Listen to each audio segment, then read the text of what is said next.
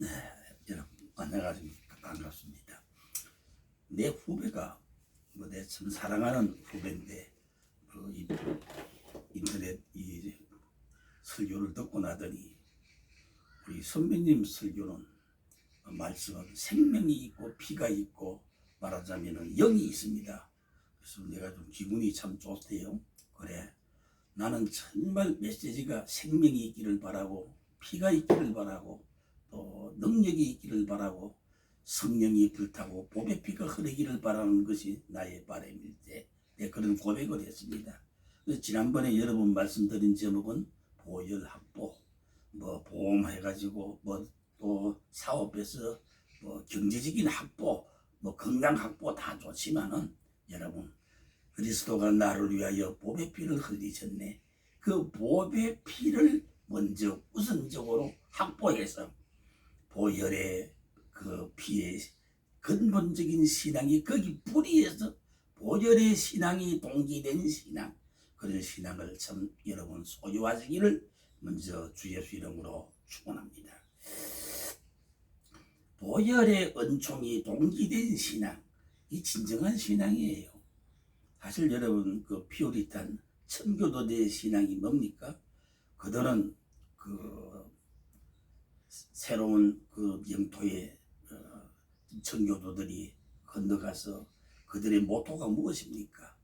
교회당을 먼저 세우고 학교를 세우고 그들의 집을 세우지 아니겠습니까? 우리는 하나님을 믿는다. 우리는 하나님을 신뢰한다. 그러니까 그 청교도들의 신앙은 세 가지로 말하면은 우리를 위하여 첫째는 십자가입니다. 십자가 위에서 두 번째 보배 피를 흘리신 세 번째 예수 그리스도를 믿고 전한다. 이것입니다. 정말 그때는 성령이 불타고 보배 피가 흐르고 놀라운 아메리카 드림 여러분 아메리카의 그 역사가 일어나지 아니겠습니까? 아마 이 청교도들의 이 신앙이 바탕이 돼서 정말 미국은 저렇게 단시간 내에 세계의 경찰국가 최고의 강국이 됐다고 생각합니다. 그런데 다음 세대가 들어서서 우리가 십자가 위에서 십자가 그거 좀 도살입니까? 사형틀 그 십자가 제거하자. 그 십자가를 제거하니까 다음에 남는 것이 우리는 보배 피를 흘리신 예수 그리스도를 믿고 전한다.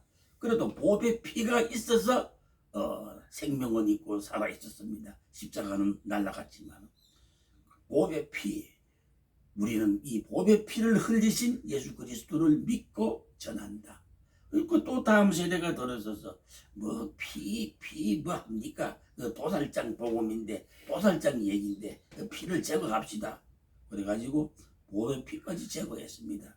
마지막 남은 것은 예수 그리스도를 믿고 전한다.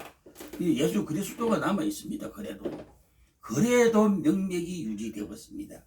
그러나 다음 세대가 들었으니 꼭 예수 그리스도만 전하고 가르칠 필요가 있습니까? 우리는 전한다. 우리는 가르친다. 이렇게 바꾸었습니다. 그러니까 다음 목사의 설교가 뭡니까? 예수 그리스도를 전해야 되는데 이제는 그게 아닙니다. 가정이 화목한 법, 우리 장모님 요리를 잘하는 법, 이렇게 설교를 하고 있습니다.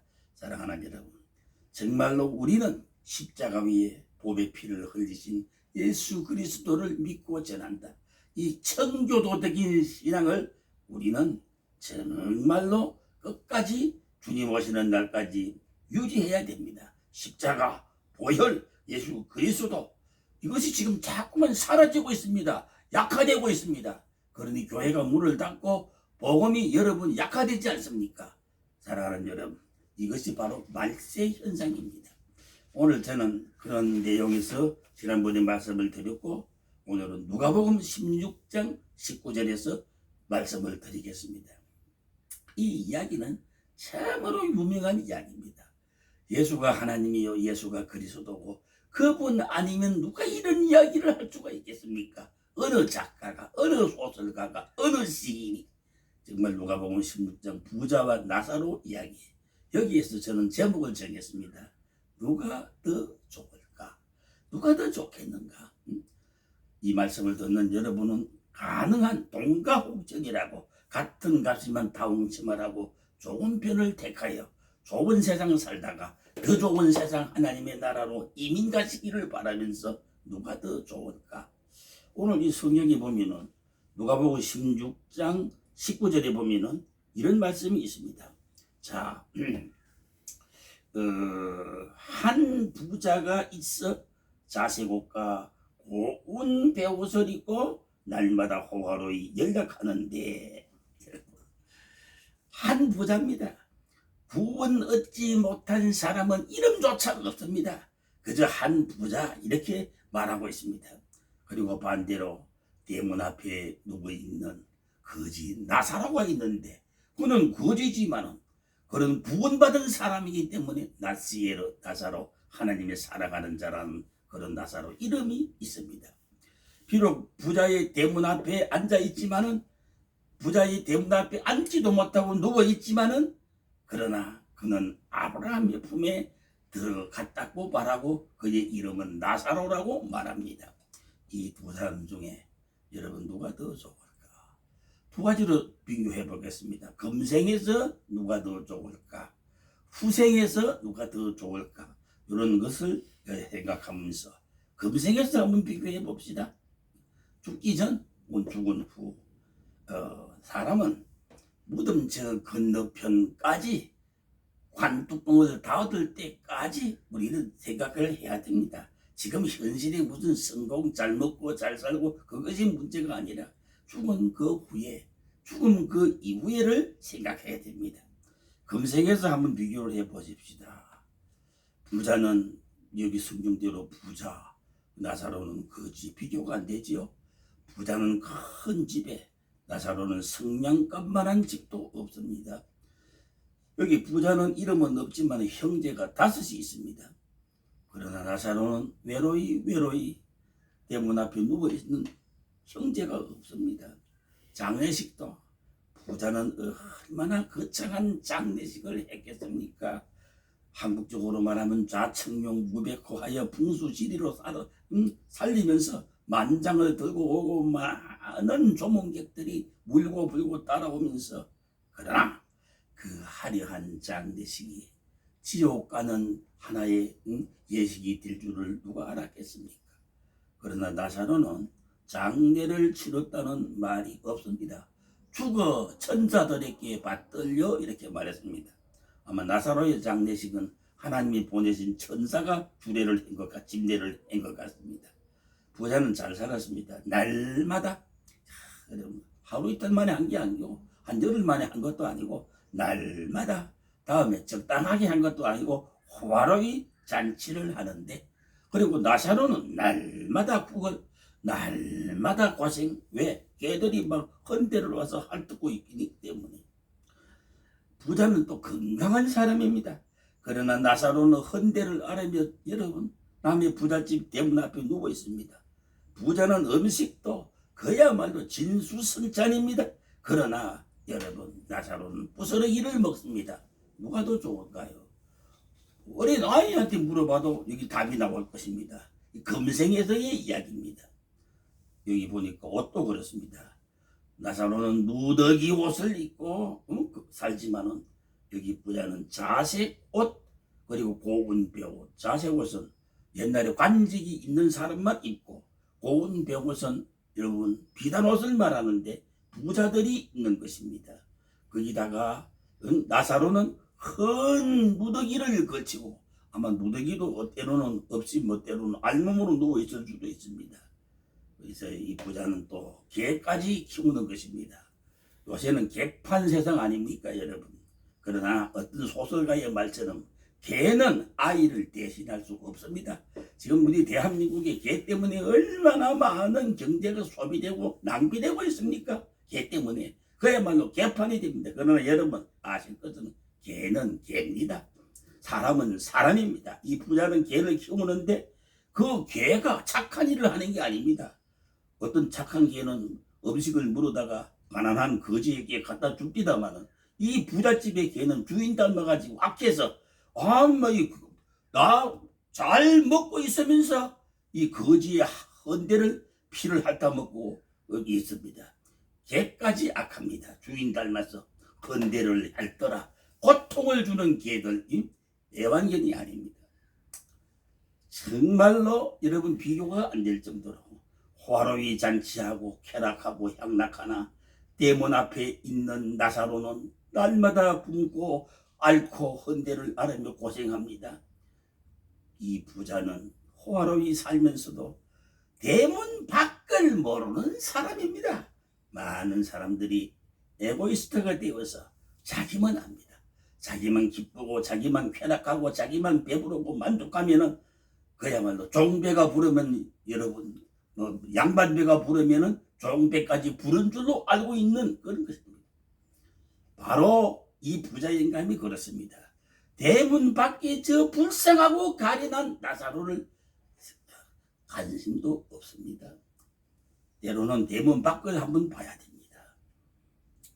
모세는 어느 날 궁궐 밖에를 나가봤더니 사랑하는 귀한 동족들이 히브리인들이 성벽을 쌓고 피라미드를 만들고 뿐만 아니라 농사를 짓고 강제노동을 당하는 고통을 보게 되었습니다. 그래서 그는 일어나서 그 백성을 데리고 광야를 통과하여 가나안 땅에 가지 아니했습니까? 다윗도 궁궐 밖에 나가봤습니다. 나는 백항욕궁에 거하는데 하나님의 법궤는 천막 안에 있구나, 텐트 안에 있구나, 벌럭벌럭 바람이 부는 내가 만들어야지 성전을, 그 법궤를 보관할 안치할 성전을 지어야지. 그래서 지어졌던 것이 다윗 곧 솔로몬의 성전이 아닙니까? 우리는 부자 영감처럼 자기만 먹고 마시는 것이 아니라 바깥 대문도 한 번쯤 열어보아야 되는 것입니다. 그러면 여러분 금생에서 비교하면 비교가 안 됩니다. 누가 더 좋을까? 그러나 우리는 이 금생에서 끝나는 것이 아니라 무덤 저 건너편에 있다는 것입니다. 그래서 누가복음 16장 22절에 이에 그 거지도 죽어 죽음과 세금은 공평합니다. 부자만 여러분 거지만 죽으면 가난한 자가 죽으면 통한 자만 죽는 것이 아니라 부자도 죽고 가난한 자도 죽었습니다. 이에 그 거지가 죽어서 천사들 손에 받들려 아브라함의 품에 들어갔다는 것입니다. 나사로의 장례식은 천사들이 한 것 같습니다. 그러면 왜 아브라함의 품에 들어갔는가? 그 이유는 간단합니다. 갈라디아 3장 29절에 답이 나옵니다. 믿음으로 말미암은 자는 누구든지 아브라함의 자손이라. 그래서 너희가 예수 그리스도에 속한 자면 곧 아브라함의 자손이라고 갈라디아 3장 29절에 말하고 있습니다. 나사로가 여러분 정말로 병들어서 산중함은 크게 하지 못하고 기도함은 크게 하지 못했지만 그러나 그는 믿음을 갖고 살아갔다는 증거가 그는 죽어서 아브라함의 품에 들어갔다는 것입니다. 사랑하는 여러분, 이제는 누가 더 좋겠습니까? 아브라함의 품에 들어간 나사로, 거기서 모든 수고를 거치고 안식에 들어가서 그야말로 하나님의 품 안에서, 아브라함의 품 안에서 편히 쉬는 것입니다. 금생에서만 판단하지 말고, 금생에서만 비교하지 말고, 우리는 금생과 내생을 종합적으로 보아야 합니다.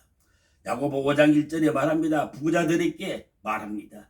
도살의 날에 살찐 놈들이라고 말하고 있습니다. 누가복음 12장 16절에는 내 영혼아 먹고 마시자 완전히 쾌락주의에 빠져 있는데 하나님은 말씀했습니다. 오늘 밤 네 영혼 사랑하는 여러분, 먼데 가서 큰 도시에 가서 집을 짓고 장사를 해요 돈 벌려고 하는 너희들아, 너희 생명이 무엇인지 아느냐? 잠깐 보이다가 없어지는 악년이라.